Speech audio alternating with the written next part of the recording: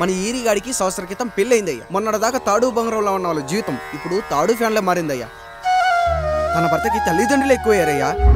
కట్టుకున్న భార్యకి చీర కొనడం కంటే అమ్మా నాన్నలకు మాత్రం మందులు కొనటమే తన సంతోషం.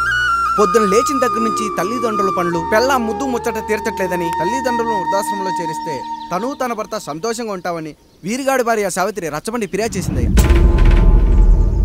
చూడమ్మా, ప్రతి స్త్రీ జీవితం 3 ఆకులతో ముడిపడి ఉంటుంది. పెళ్లిల్లో మావిడాకులు, శోభనం గదిలో తమలపాకులు, ఆ తర్వాత భర్తతో విడాకులు. మావిడాకులు గుమ్మానికి కట్టొచ్చు, తమలపాకులతో కిల్లీలు కట్టొచ్చు, కానీ విడాకులతో కాపురాలను కట్టలేమమ్మా, కట్టలేం. నన్నేం చేయమంటారు? నాకంటూ కోరికలుండవా? భర్తతో సరదాగా ఒక్కదాన్నే గొడవ పడాలని, ఆయన కష్టపడి అలిసొస్తే పక్కింటి వాళ్ళ కబుర్లన్నీ చెప్పాలని, వచ్చిన జీతం మొత్తం చేతికిచ్చాక నేనే 10ో 12కో చేతిలో పెడితే ఆయన కళ్ళల్లో ఆనందం చూడాలని నాకనిపించదా? ఎంతసేపు అమ్మా నాన్న అంటూ వాళ్ళ కొంగు పట్టుకుని తిరగడమే తప్ప నా పైట పట్టుకుని తిరిగిందే లేదు. నాకు విడాకులొద్దు, నా భర్త నాకు కావాలి. ఎరా, నీ భార్య చెప్పింది విన్నావుగా, ఏమంటావు? అయ్యా, మీరు నా వైపు కూడా ఆలోచించండి అయ్యా. 9 నెలలు నా తల్లి కష్టపడి కనీ పెంచితే 20 ఏళ్ళు నా తండ్రి నన్ను పోషించాడు.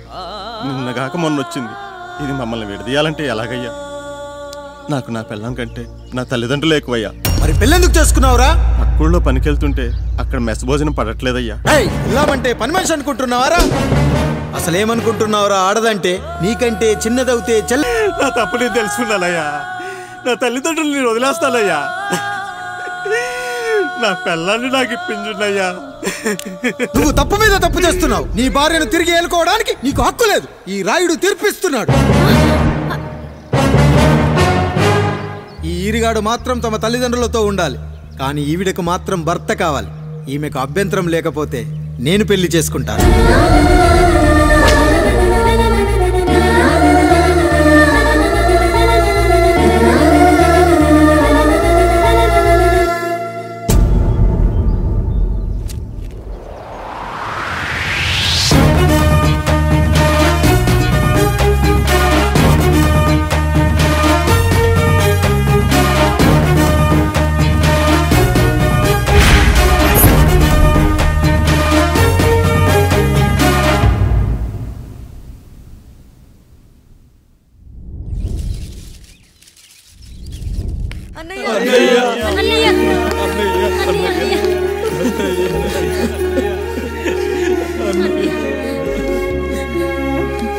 రాత్రి చాలా భయం వేసిందనయ్యా.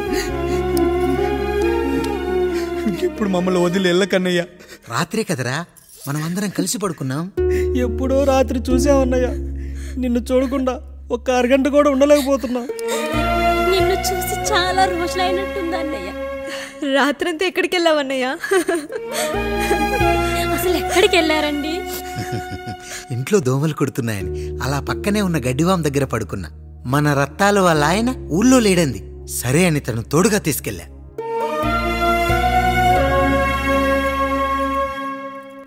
మీ సావుకటే మీ కుటుంబం నుంచి మిమ్మల్ని విడదీయాలయ్యా. అప్పటి వరకు మేము కళ్ళు తెరిస్తే మా కళ్ళ ముందు ఉండాలి, కళ్ళు మూస్తే మా కళ్ళలో ఉండాలయ్యా. నమస్కారం రాయుడు గారు.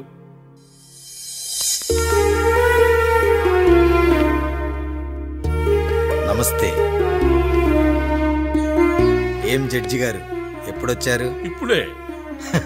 రాయుడు గారు, మీ కుటుంబం గురించి వినడమే గాని ఇప్పుడే చూస్తున్నాను.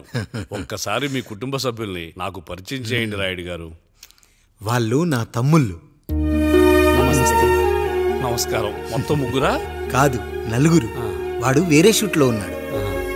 వీళ్ళు నా చెల్లెళ్ళు. నమస్కారం తల్లి. వీళ్ళు నా భార్యలు. నమస్కారం అమ్మా. వీళ్ళు నా బంధువులు. నమస్కారం. నా జీవితంలో ఎంతో ముఖ్యమైన, ఇష్టమైన, ప్రాణమైన మరో మనిషిని మీకు పరిచయం చేయాలి. ఆవిడే.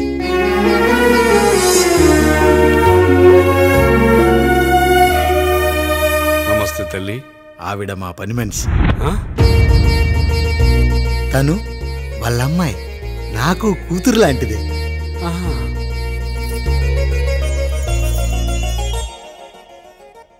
ఆ ఫోటోలోని వ్యక్తి ఎవరమ్మా? మీ ఆయన?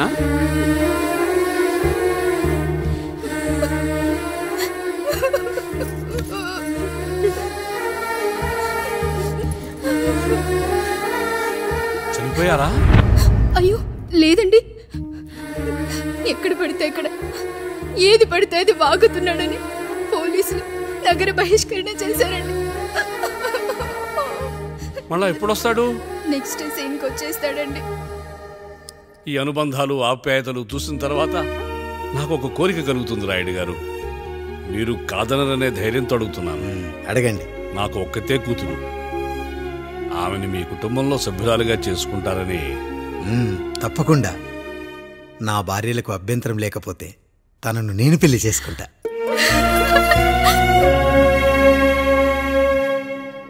అయ్యో, మీరు పొరపాటుగా అర్థం చేసుకున్నారు. మీ పెద్ద తమ్ముడికిచ్చి చేస్తారని.